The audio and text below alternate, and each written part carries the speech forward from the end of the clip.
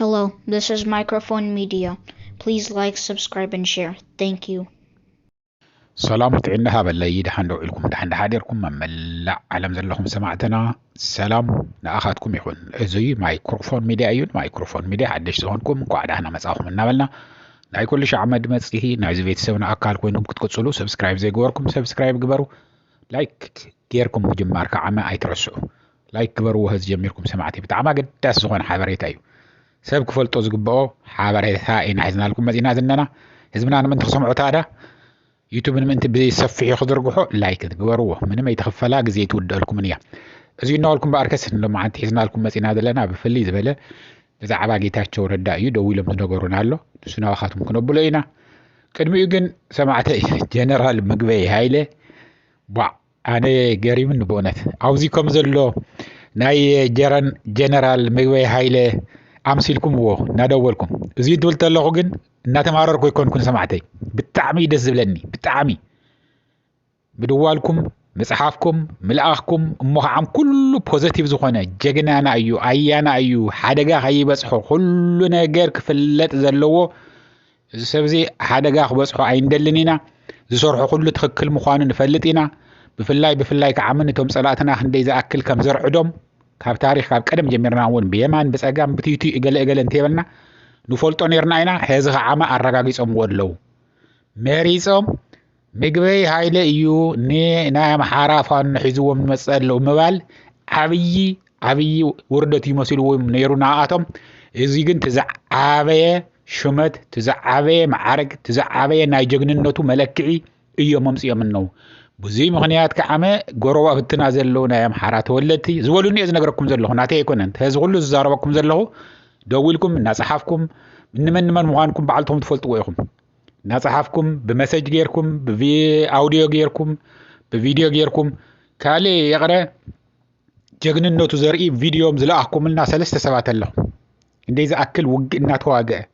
ከም ተራ ወታደር እናተዋግአ ኣብዝና ሄዝ ዝነበረ ናይ 2 ዓመት ክንደይ ዝኣክል ጀግንነት ከም ዘሕለፈ ክንደይ ዝኣክል ከዓመ ሩህሩህ ምዃኑ ስሙ ከጥፍእዎ ተልዒሎም ዝነው ብጣዕሚ ሩህሩህ ተፈታዊ በአሃዱኡ ብኩሎም ተመኡ ዘለው ብትሕቲኡ ዘለው ካብ ላዕሊ ክሻዕ ታሕቲ ሩህሩህ ዝኾነ ዝሓስብ ክጥንቀቕ ዝምህረካ ካባኻ ዝምሃር ኢሉ ዝሰምዕ ግዚኡ ወሲዱ ተጻዋታይ ሰሓቃይ እንስ ውግእ እንትኸውን ከሎ ከዓመ ጀግና ምዃኑ ትጽሕፉልና ኣለኹም ብጣዕሚ ኢና ነመስግን ስደዱ ብደንቢ ደስ ይዝብለና ድምፅኹም ክነስምዕ ትደልዩ ትኾንኩም እውን ብኣውዲዮ ፈቐዱልና ትሰደድኩምዎ ብኣውዲዮ እውን ክነሕልፎ በር ጀነራል ምግበይ ህዝ ሰማዕተይ ነምሓራ ብፍላይ ንናይ ኣምሓራ ኤሊት ክንደይ ዝኣክል ኣናዲድዎም ከም ዘሎ ውሽጠ መዓንጦም ቁርጽርጽ የብልዎ ኣብይ ኣሕመድ እዚ ለይኮነን ነይሩ ነምሓራ ከፋፊለስ ምሳይ ዝድግፉን እውን ክመጽሉ እዮም ንኣይ እውን ክድግፉን ይኽእሉ እዮም ንምንታይ ናይ ጎንደር ፋኖ ከጥፍኦም እዩ ወያነ ምስ ናይ ጎጃምን ናይ መሬ ወዳጆ ወለን ኮይኖም ንናይ ሸዋ እውን ንኒ እስክንድር ነጋ ከጥፍኦም እዩ እሞ እዚ እንድሕሪልና ክሕግዙና እዮም ቶም ምስ ፋኖ ዝነው ምስ ናይ ጎንደር ፋኖ ናይ ሸዋ ፋኖ በኣርከስ ንኣና ጥፊኦም እዮም ሰብ ስልጣን ክኾኑ ዘለዎ ክደልዩ ዘለው ኢሎም ክሕግዙና እዮም ዝበሃል ሓሳብ እዩ ነይርዎም ሕዚ ግን ተገላቢጦሽ እዩ ኮይኑ ዘሎ ሰማዕቲ ተገላቢጦሽ ዝለዓለ ንዴት ኮይኑዎም ዝኒሆ ኣብሽቕዎም ዝኒሆ ጀነራል ምግበይ እዩ ዝመርሖ ዘሎ ምባል እዩ እዚ ግን ክንደይ ዝኣክል ጀግንነት ምዃኑ ክንደይ ዝኣክል ብፍላይ ከዓመቶም ካብ ምዕራብ ትግራይ ሓዚ ሰለስተ ሰባት ደው ኢሎም ኣለይ ነይሮም ጀነራል ምግበይ ንፈልጦ ኢና ዝሕልፎ ሲኢኑ እዩ ቀጽል ዝብሎ ሲኢኑ እዩ ወይ ከዓምታ ውዕል ፕሪቶሪያ ብሰላም ድኾን ትፈተን ኢሉ እዩ እምበር ሓንቲ መዓልቲ እውን ኣይመወደአትሉን ምዕራብ ትግራይ ንምሓዝ ህዚ ቡቲን እንተበሉ እውን ዝደኸመ ረይረይ ዝበለ ዓቕሚ ዘይብሉ ክነብር ዝደሊ እዩ ቱ ናይ ተከዘዘብ ተባሂሉ ዝኒሄውን ስኢሎም ለያቡ ሰካራማት ኣብዚ እቶ ዘይባሃሉ እዮም ብሓንቲ መዓልቲ ብሓንቲ ክላሽ ንኹሎም ክተንበርክኾም ትኽእል ነገር እዩ ተኡ ዝኒሄ ናይ ብልጽግና ሰራዊት ከዓመ ብጣዕሚ ዝሞተ ዝደኸመ ናይ ንብረት ምውራር ጥራሕ ኣብኡ ዝነበረ ናይ ትግራይ መንግስቲ ዝነበረ ንብረት ብምሉኡ ኣውፅኦም እናሸጡ እቲ ዝነበረ መሬት ብምሉኡ ሓሪሶም ክህፍቱም እዮም ዝጓዩ ዘለዎም በር ክዋጋእ ዝደሊ የለን ሓንቲ ጥይት እኮ ሓንቲ ትብል ኩሎም ለቂቖም መኸዱ እዮም ዝብሉና ዘለዎሞ ناي جنرال مقبي سمعتي بتاعمي زقرم كنت hopefully جنرال مقبي زيك سمعو إلي تسفاي قبر كندي زأكل كم زخبروخا كندي زأكل كم زفوتوخا كندي أكل كاباي جميرو مالتيو نبرلنا تتنكا جن حدقا كاوشتم كابدقم كمسي يخيليو تعاسيبو ገንዘብ ዘየታለ የለን ببليونات زغصر ገንዘብ እናወጥተኑ ስለዝኾኑ ጥንቅቕ ምባል ጽቡቕ እዩ ካፍቶም ጣዕሚ ተኣምኖም ሰራዊትካ ወይ ሓለውትካ ዓጀብትካ ወፃእ እንተ ዘይኮይኑ ስኡልካ ብሃበ ተረኽበ ምስ ማንም ኣይትጻወት ኣይትቃለዲና እንብል ሰማዕተይ ምክንያቱም ንሓየሎም ኣይተመለሱን ሓደ ግዜ እንድሕር ኮይኑ እንድሕር ከይድካ ሓደ ግዜ ጉድኣት እንተበፂሑ በቃ ኮይኑዎ እዩ ዝቕየር ነገር የለን እኒ ገዛ ኣበራ ኣይተመለሱን እኒ سعر مكوننا يملسون إن ملس يملسون زغلي زجبر زتفق طفي يمو تتنكر بولو ويزحاتكم يمزول نازلو يهو حليفنا أننا سمعتنا هذون سدادو كنسدلو إنا كل نجار كنفلتو إنا بجزي ويبلكم زينا لكم بأركس نايجيتا شو ردا سمعتي بتعمل هذه أبو دبي يزلو حكمنا ناجبر يزلو توزلو خنت حاتيتنا لنا زرخمنا يزأكلنا وخاتم كنبلينا جن حدا مسؤول مزعبية مسؤول زتمهاره بقربة عمب أو كله جيتاچو زفوتو أنا ون يفوت ييلو مستون بحدا إنا نستيلو شاتون بحدا نجبر لعنا شات يبلع تبل نمتى خايلن نمتى شات لك يبلع يبهال المقحامي زبهال مقحامي زبهال لني إن تو جيتاچو جن زيد فولتو يخات الزارب ناي جيتاچو لني خماي ليو جيتاچو منم تفاعات كم زي بلو منم امبيشن كم زي بلو منم ناي سلطان دليت كم زي بلو صارقان يزتالو زلو ناي صارقان يشيح زي قلمل يخاتبل جيتاچو انا عركه ايو دمسي كسمع ايدليون ريكارد خيت جبرني لسلست 4 غزه طحاتيتني ريكارد جبركا زلو خصو الى يسمعكا ندحر زي فعل كاليكو انا نا اير يوصونيه الي يمبر ግን እንድሕርኮም ባያር ኮይኑ ካብ ጻርቃን ዝገደደ ኣምቢሽን ኣለዎ ኢልዎ ናይ ስልጣን ናይ ኢትዮጵያ ጠቅላይ ሚኒስተር ንምዃን ሕልሙ ኢሎሞ ብሰኸረ ቁጽሪ ጫት ቅሒሙ ብፍላይ ከዓ መቅሒም መቅሓም ዝፈይጠየ ጫትና ወልዑ ኢሎም የዝብል ደረ ዝብላዕ ይመስለኒ ነይሩ ከምዚ ሓምሊ እያ ዝፈልጥ ኣነ ጫት በሊዕ ይፈልጥ ስለዚ ሕልሙ ጻርቃን ፕሬዚደንት ናይ ኢትዮጵያ ኸውን ድዩ ሕልሙ ነይሩ ጌታቸው ግን ተሓይል ዘለዎ ናይ አብይ አህመድ ወንበር ከምኡ ዝምነያ የለን ተደብረ ብርሃን በጽሕምና ሃለው ህዝኒ አዲስ አበባ ተዛአቱ አዲስ አበባ አትዮም ክጻሉ ነይሮም እዮም ንሱ ብጣዕሚ ዝምነያ ነይሩ ታ ወንበር ኢሎም ታጣ ናይ ጠቅላይ ሚኒስተር ቢሮ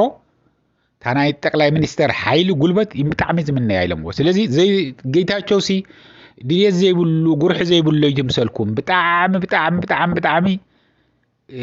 ተንኮል ኣለዎ እዩ ስኢሉ የዋህ ይመስል ዝደረየ እንትጻወት እንትስሕቅ እንትብል እንተሎ ሰብ ከም ሃይዝ መስሎ ግን ጌታቸው አነ ኢሉ ጌታቸው እዚ አብደም ገርኩም ስምዑ ሰማዕተይ ጌታቸው ናይ ትግራይ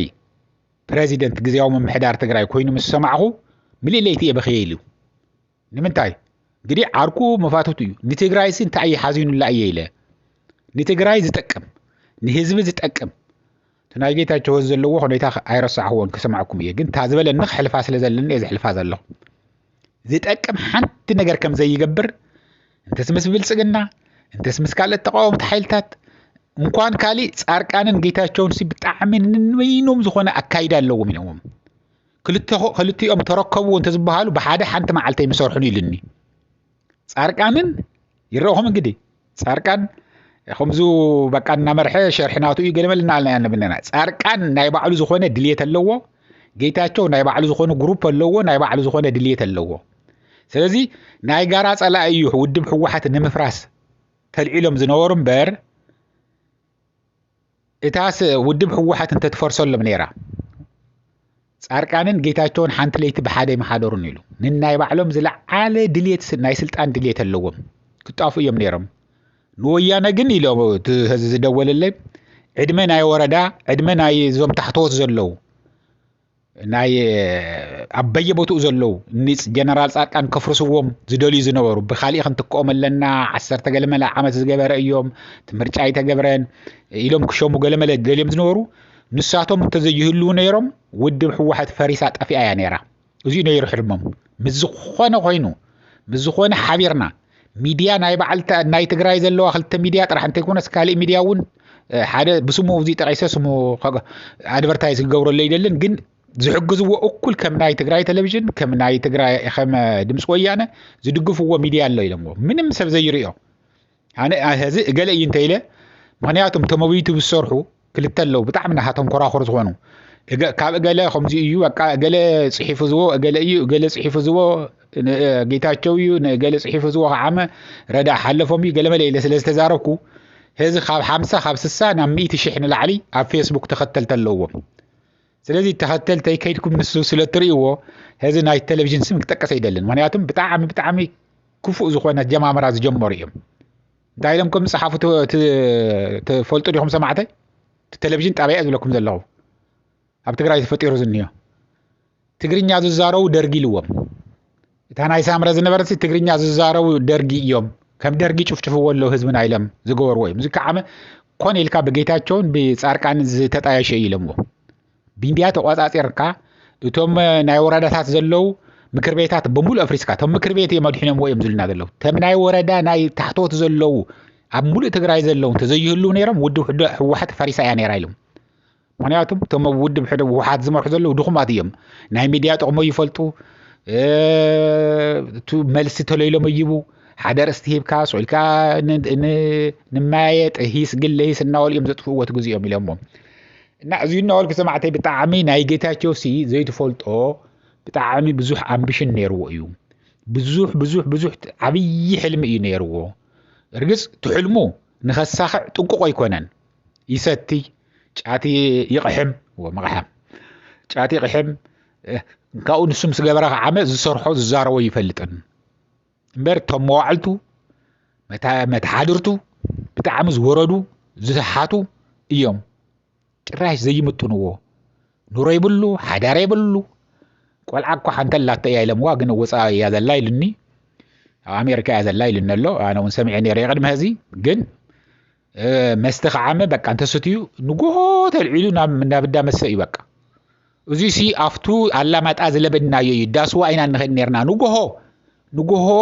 ገስጊስካ ጋዜጣን መስተን ብንጉ እዩ ወይ ከዓም ዘይና ክሰምዑ ዘለካ ተለልካ እዩ ተባሂሉ ዝባሃል ባህል ኣይ ነይርዎ ስለዚህ ካብ ንጉሆ ጀሚርካ ይስተ እዚ ድሕር ሰዓት እዩ ናብ ስራሕ ሰዓት ከኣቱ እዩ ገለመለ ዝባሃል የለን ኩሉ ሻዕ ተጸልም መነጽር ገይሩ እቲ ሓፍከፍና ባለ ትሪእዎ ዝዛረቦ አፉ ዝኳላተፍ ስለሰተ እዩ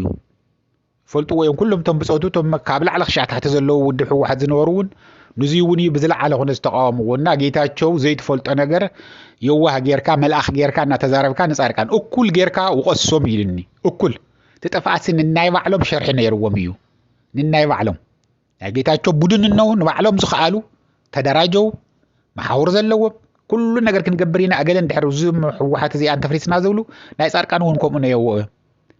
ስለዚህ ጌታቸው ጥራሕ እንተ ማለት ጻርቃን ጥራሕ እንተ ይኮነ ተሓጥያተኛ ጌታቸው እዩ ጌታቸው ሰርሖ ሸርሒ አጥፊእዎ ዝንዮ ትግራይ ጭራሽ ክትእርሞ ዘይትኽእል ነገር ይሕሊፉ ይልኒ እዚ ተረጋገጸ ዝፈልጦ መዋዕልቱ መታዓቢቱ መሳቲቱ መባልዕቱ መቃሕምቱ መቃሕሙን እዚ አይልነሎ መቃሕም እና እዚ እዩ ዘሎ ህዚ ግን ኣብ ዱባይ ሰማዕተይ ዘኽፍእ ነገር ከም ዘየለ እዩ ሰሚዕና ዘለና ኣብ ዱባይ መጀመርያ እንተኸድተሎ ካብ ኢትዮጵያ ብጣዕሚ ተዳኺሙ እዩ ነይሩ ኢሎሞ ምክንያቱም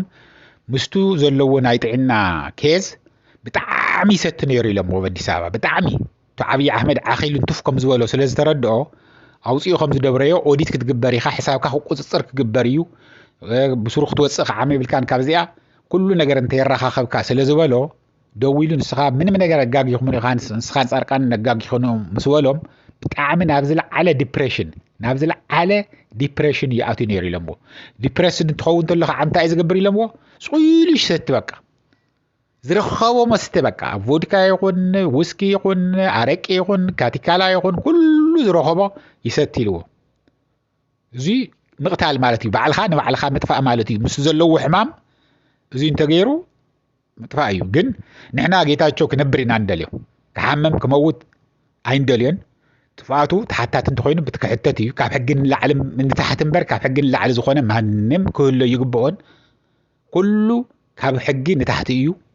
ስለዚህ ብሕጊ ማንም ይኹን ማንም ደብረጽዮንም ይኹን ኣብ ጌታቸውም ይኹን ናይ ሚሊተሪም ይኹን ጥፋት ሰርሐግዚኡ እንትበጽሕ እንተሎ ክሕተቱ ኣለዎም ህዝቢ ግን ኣይኮነን ህዝብና ተማዛቢሉ ኣብ ዝለዓለ መከራ ኣብ ዝለዓለ ጭንቀት ዝለዓለ ሽግር እናሃለወ ንዑና ፍርድ ቤት ንዑ ተገተርየ ንዑ ንተዓረቀ ከፍ ንበልየ እናልካ ፍርቂ ህዝብኻ ተማዛቢሉ ፍርቂ መሬትካ ትሒዝካ ዘይኸውን ነገር እዩ እናልኩ ሰማዕተይ ንህዘው ዝያህለን ሻዕ ዝቕጽል ግዜ ሰላም ደሓኑ ዓሉ ደሓን ሕደሩ ቻው